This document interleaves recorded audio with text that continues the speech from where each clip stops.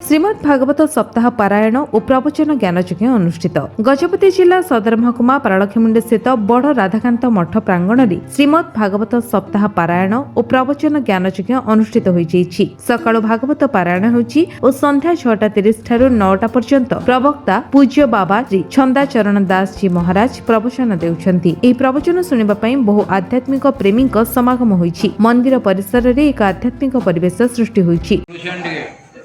Sir आप परिचयटा पूज्य बाबा श्री छंदाचरण दास महाराज श्रीधामपुर आसी इंद्रन पोखरी निकट में आम वासुदेव कुटीर मठ से अवस्थान करे मत आश्रय देखते बर्तमान एठिकी आज आसी आज श्रीमद भागवत सप्ताह ज्ञान महायज्ञ शुभारंभ आज अधिवास दिवस ये भागवत हूँ जीवन उपादेय जड़े मुक्ति पाइबा निमित्त निश्चिंत भाव भागवत श्रम करा उचित। आज आम जीवित अवस्था शुणुने निश्चिंत आम भागवत कथा अंतिम समय भागवत कथा शुणिले आम मुक्ति पाइबा यहाँ आम परंपरा चलती आम विश्वास सत्य सत्य कारण ये भवसागर पार हवा निमित्त भगवान कथा श्रम सुदृढ़ नौका भगवान कथार आश्रय न नहीं कहीं भवसागर पार हो पारे।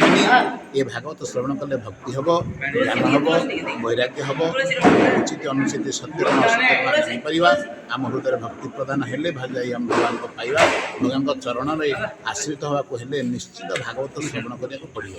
बिना भागवत आश्रय आम भगवान को जब पाइबा चाहिए असंभव कारण आम भक्त हो पड़ो।